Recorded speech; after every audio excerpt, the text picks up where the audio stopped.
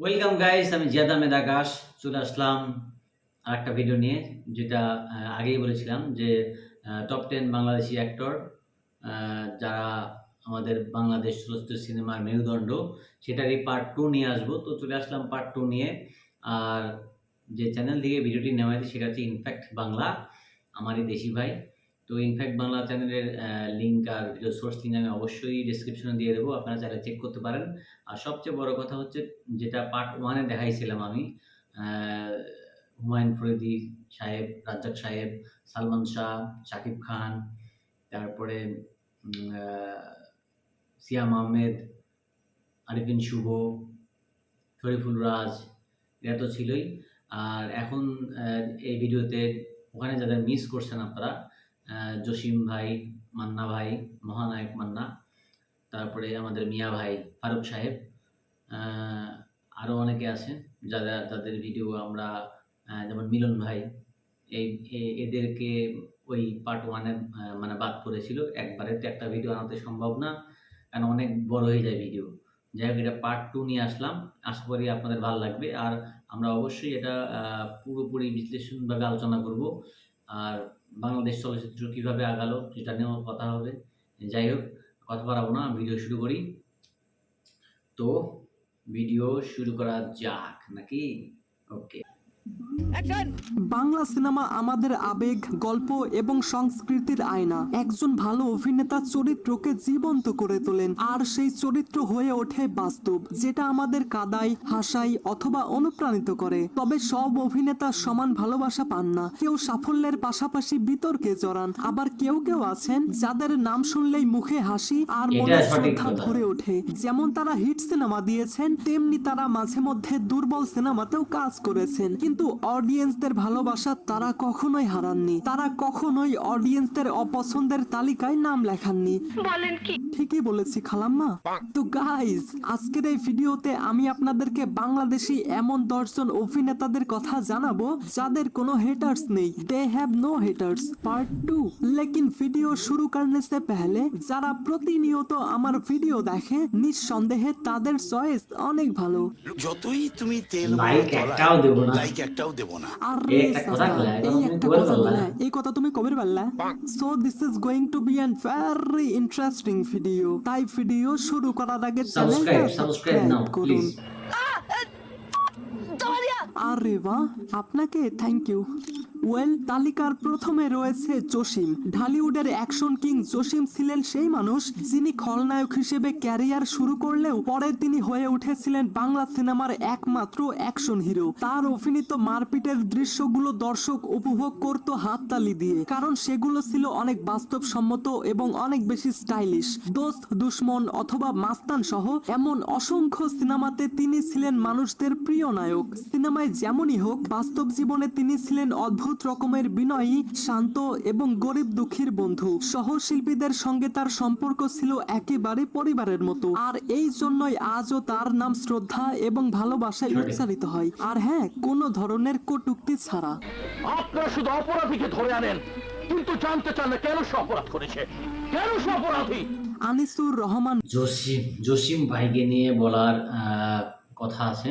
কারণ যখন আলমগীর শাবানা দুটি যখন এস্টাবলিশ হয়ে যায়, তখন তারপরেই জসিমের আগমন ঘটে শাবানা ম্যাডামের সাথে। আর অনেক দুর্দান্ত মুভি করেছে, যেটা বললো ইনফ্যাক্ট বাংলার জনি ভাই। যেটা হচ্ছে প্রথমে খলনায়ক হয়ে উনি আসে। হ্যাঁ, উনি প্রথমে খলনায়ক হয়েই আসে, একদম ট্রু। আর পরে উনি সেখান থেকে হিরোতে পরিণত হয়। আর তার ম্যাক্সিমাম মুভিগুলা এমন ছিল যে ম্যাক্সিমাম সিনেমায় সে হচ্ছে গরিব মানুষ। আর সে লটারি পায় বড়লোক হয়ে যায়। মানে উনার কপালে লটারি সেরাম কাজ করে। হ্যাঁ, মানে ওই ম্যাক্সিমাম ছবি দেখবেন যে ঠেলা গাড়ি চালায়, আর ওই ঠেলা গাড়ির থেকেই সে বড়লোক হয়ে যায়।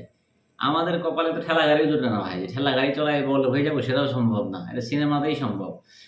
বাস্তবধর্মী বলছে জনি ভাই, ঠিক আছে। কিন্তু এই ঠেলা গাড়িটা অংশটা যদি কাট করা যায়, যে ঠেলা গাড়ি চালায় কোটিপতি হয়ে গেল, তারপরে ইন্ডাস্ট্রি দিয়ে দিল, এটা বাদ দিয়ে সবকিছুই বাস্তবধর্মী। তার মারামারিগুলা ছিল বাস্তবধর্মী। কারণ তার মারামারির যে সাউন্ডগুলা ছিল, এই ডিসুম ডিসুম ডিসুম, এরকম আর অন্য কোনো নায়কের সময় ডুসুম ডুসুম হয়নি।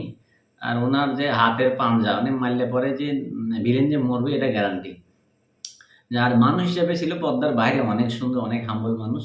যাই হোক, খুব ভালো মনের মানুষ ছিল। এখন উনি আমাদের এই দুনিয়াতে নাই। সবাই তার জন্য অবশ্যই আমরা দোয়া করব। আর এখন আমরা দেখব আনিসুর রহমান মিলন ভাই। মিলন ভাই তো মূলত একটা প্রথমে ছিল মডেল, তারপরে নাটক থেকে ওনার যাত্রা শুরু। দেখি মিলন ভাই সম্বন্ধে জনি ভাই কি বলে। মিলন মঞ্চ থেকে শুরু করে টেলিভিশন আর সিনেমা প্রতিটি মাধ্যমে সমান দক্ষতার ছাপ রেখেছেন আনিসুর রহমান মিলন। তিনি সব সময় চরিত্রের গভীরে ঢুকে অভিনয় করেন, এমনটা মনে হয় যেন সেই চরিত্রই তার নিজের জীবন। হাজার বছর ধরে পোড়ামন, রাজনীতি অথবা দেহরক্ষী, এই প্রত্যেকটা সিনেমাতে তার উপস্থিতি দর্শকদের মনে গভীর ছাপ ফেলেছে। ব্যক্তিগত জীবনে তিনি অত্যন্ত নম্র, সহজে মিশে যান সবার সঙ্গে এবং সহশিল্পীদের অনেক বেশি সম্মান করেন। মিডিয়ার গ্ল্যামারাস জগতেও নিজেকে রেখেছেন একেবারে সাধারণ এবং বাস্তব। এই জন্যই আনিসুর রহমান মিলনকে কেউ অপছন্দ করে না। আর সত্যি বলতে আমার চোখে তিনি বাংলাদেশের সব থেকে আন্ডাররেটেড অভিনেতাদের মধ্যে একজন। এটা ঠিক। মিলন ভাই খুবই মানে ভালো মনের মানুষ। আর সে কখনো নিজেকে সুপারস্টার দাবিও করে না।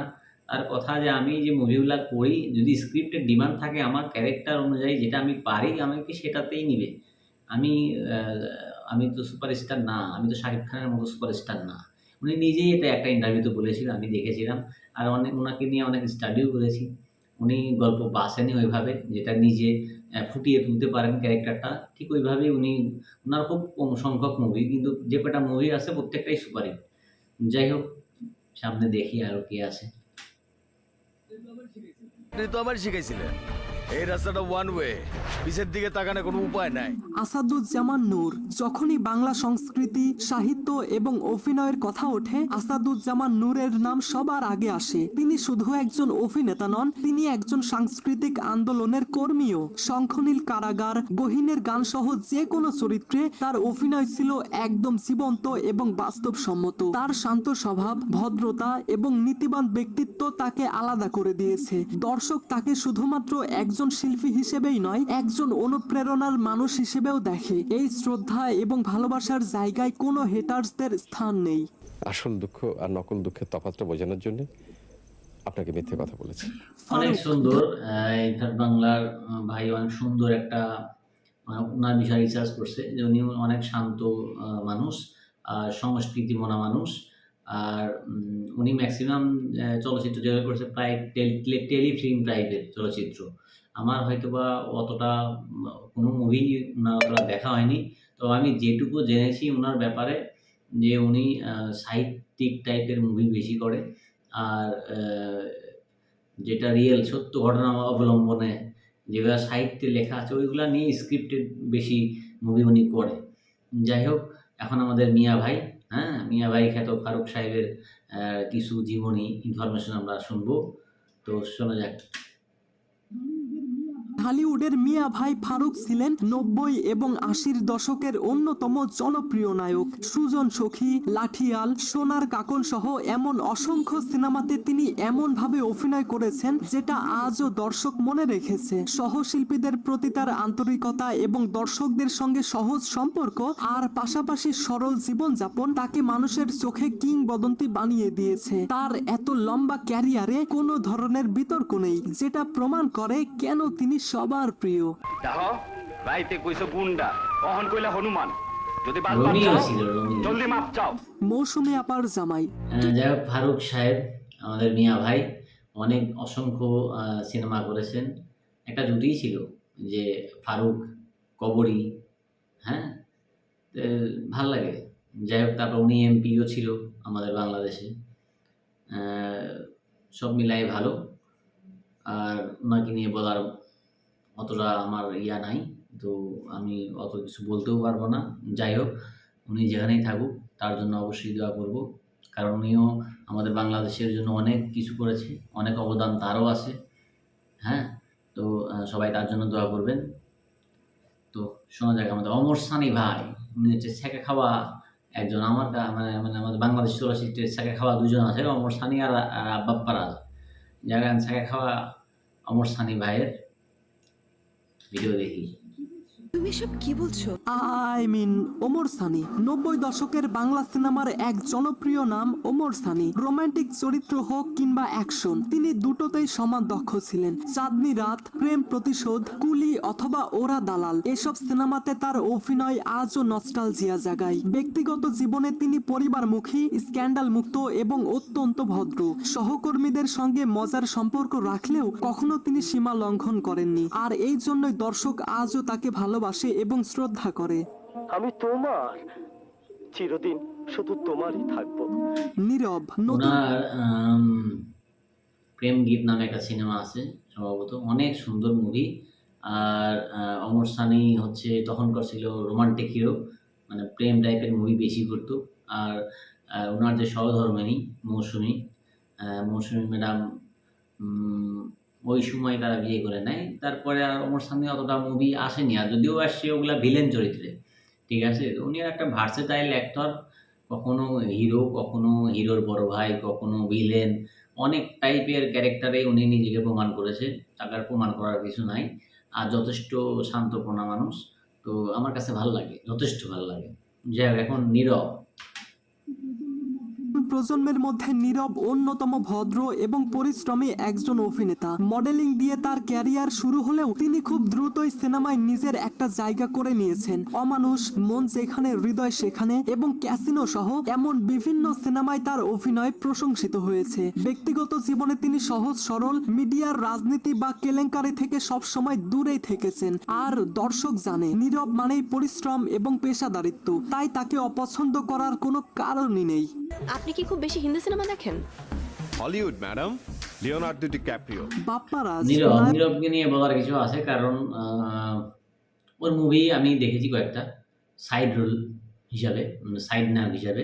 তো নীরবের অভিনয় দক্ষতা অতটা বেশি একটা সুবিধাজনক না, মানে ওই রকম পর্যায়ের না। যাই হোক, তবে হয়তোবা তাকে স্ট্রাগল করতে হবে আরও অনেক। আর নীরব যদি মনে করে যে যেহেতু গুড লুকিং, হাইটও ভালো, সব কিছুই ভালো, একটু যদি অভিনয়টা যদি একটু পাকাপোক্ত হয়, তাহলে হয়তোবা অনেক ভালো কিছু করতে পারবে, ভালো কিছু করবে, এটা আমি আশা করি। যাই হোক, নীরব আছে, নীরবে হেটার্স অনেক আছে, নাই বললে না, আছে। আমি নিজেই ওকে, আমার ভালো লাগে না, তবে আশা করি সামনে হয়তোবা আমার এই ইয়েটা চেঞ্জ হয়ে যাবে, আমার অনুভূতিটা চেঞ্জ হয়ে যাবে যদি ভালো কোনো মুভি দেখতে পাই।